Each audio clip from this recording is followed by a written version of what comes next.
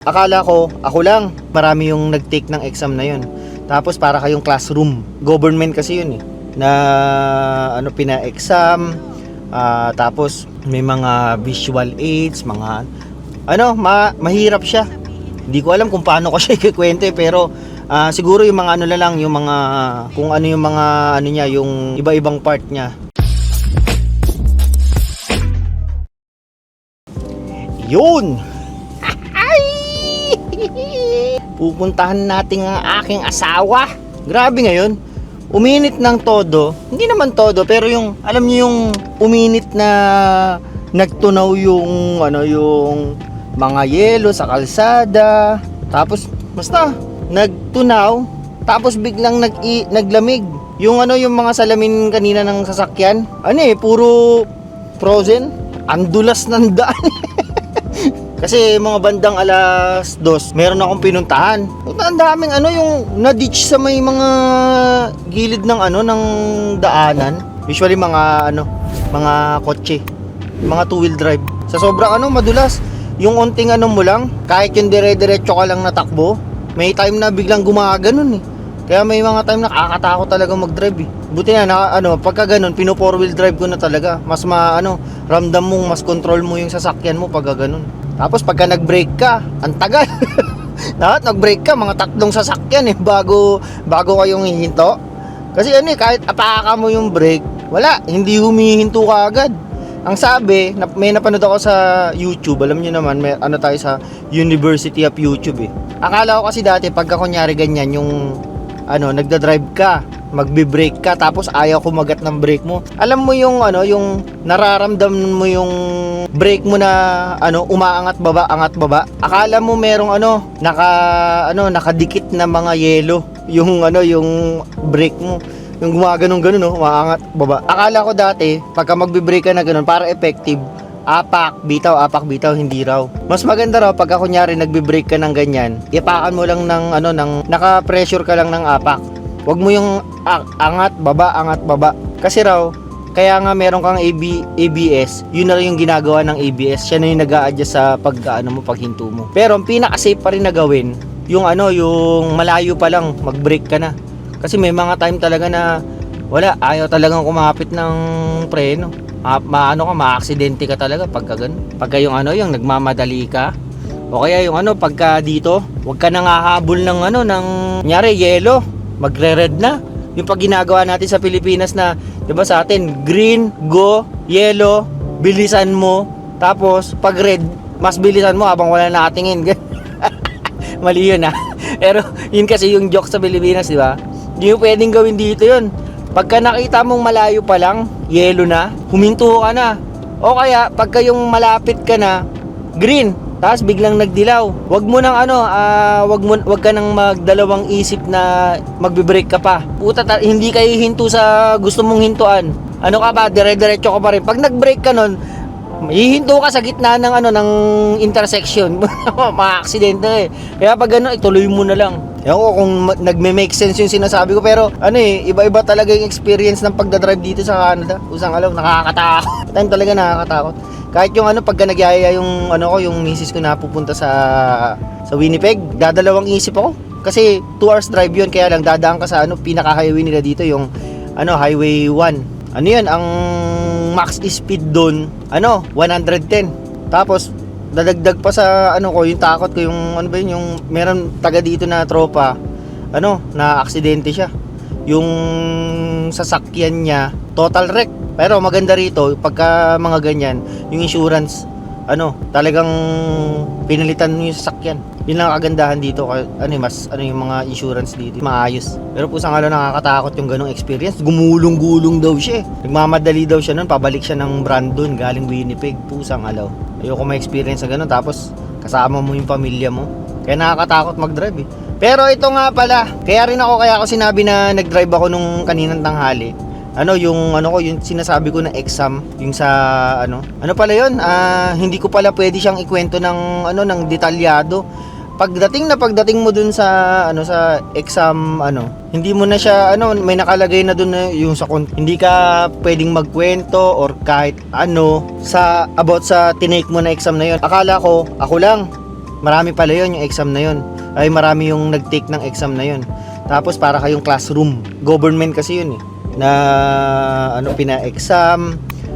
Tapos may mga visual aids, mga ano, mahirap siya. Hindi ko alam kung paano ko siya ikikwento eh, pero siguro yung mga ano na lang, yung mga part na lang ng exam, kung ano yung mga ano niya, yung iba-ibang part niya. Ano, meron doon yung ano, yung ano ba yun, parang pakikinggan mo yung ano, yung parang ano ka rin, 'di ba, dispatcher nga. Ano ka pala, yung mga sasagot kayo sa mga 911, ganyan.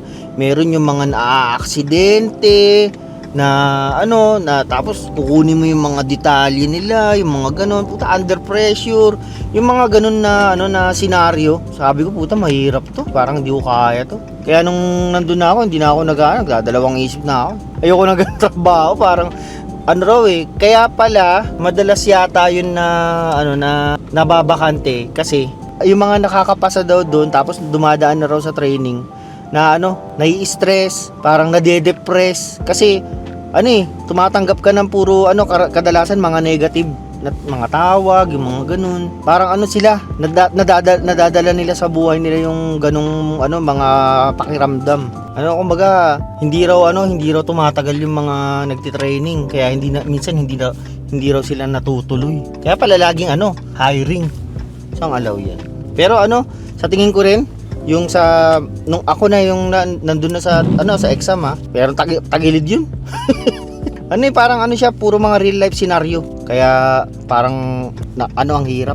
Do malaki yung sahod, maganda yung benepisyo. Gusto ko yung ano lang ako, yung chill lang. Nako, may magsasabi na naman sa akin na puro ka ano, pabanjing-banjing, puro ka ano, di mo na subukan lahat.